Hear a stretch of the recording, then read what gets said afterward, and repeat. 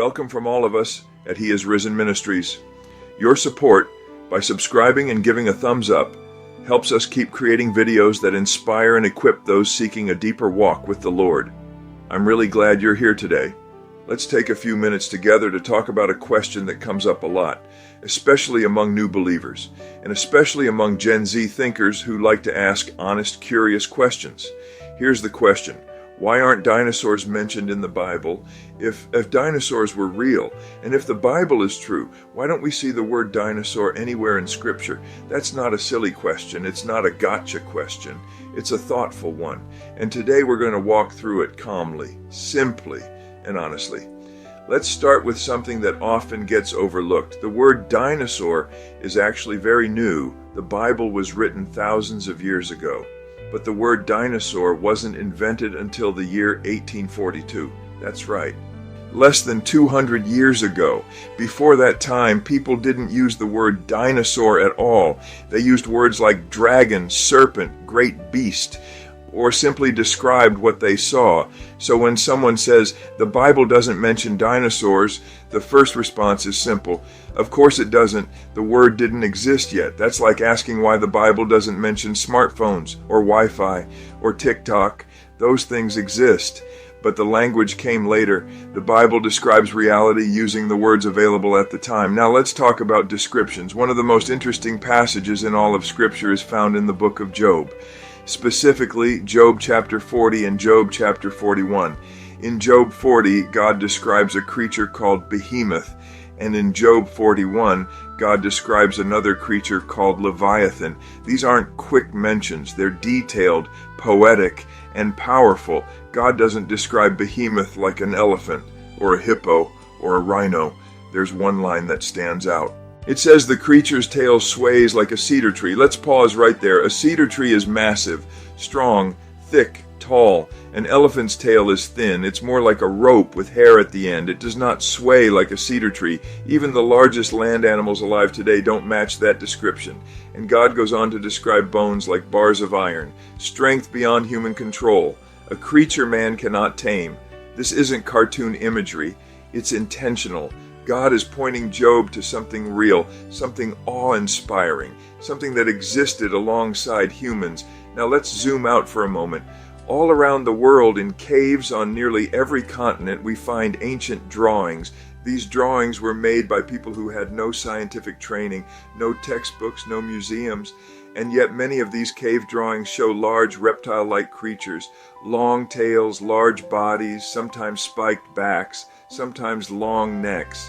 What's fascinating is that many of these drawings look a lot like what we now call dinosaurs. These artists weren't copying bones from a museum. They were drawing from memory, from life. People don't usually draw things they've never seen, and these drawings appear in places far removed from each other. Europe, Asia, Africa, the Americas, different cultures, different languages, same kinds of creatures. That should make us pause. Then there are dragon stories. Nearly every ancient culture has stories of dragons. Not fantasy dragons like in movies, but dangerous creatures, reptile-like, often associated with fire, smoke, or destruction. Now think about this.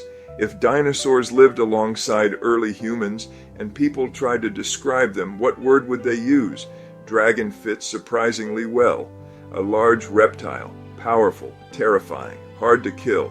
Even the Bible uses dragon-like language in several places. Now let's talk biology for a moment, but don't worry, we'll keep it simple.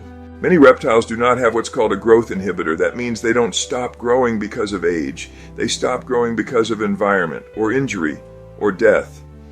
In simple terms, they keep growing as long as conditions allow. That's very different from mammals.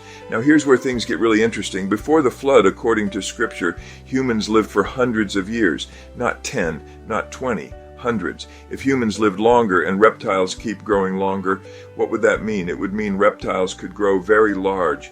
This connects with what we see in the fossil record, and it connects with ancient descriptions. This idea may sound strange at first, but think of it like this. If you've ever played a video game where the world settings are different, longer time limits, higher health bars, different physics, the characters behaved differently.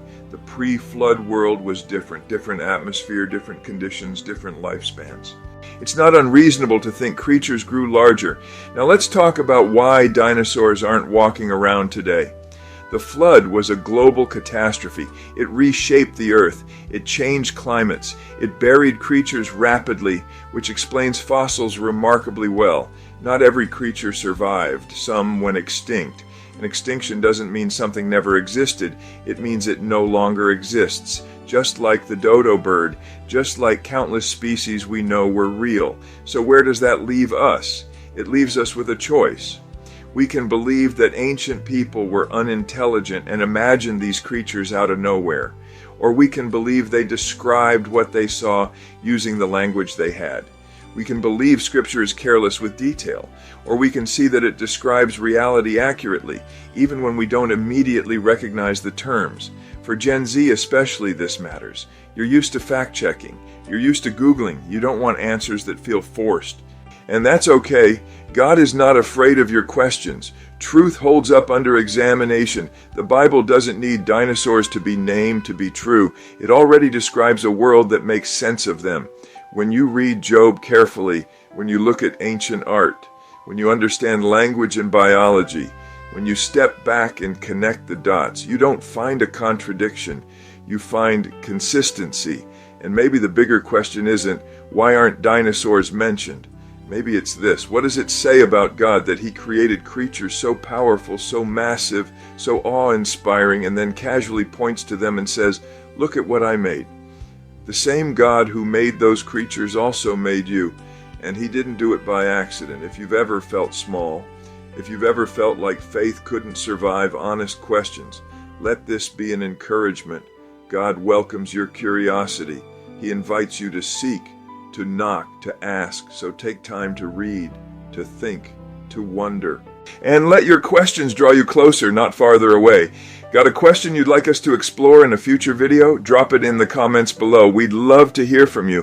For now, rest in the knowledge that the one who loved you first has already prepared a place for you in His eternal family, and may His voice ring clearly and powerfully this very day.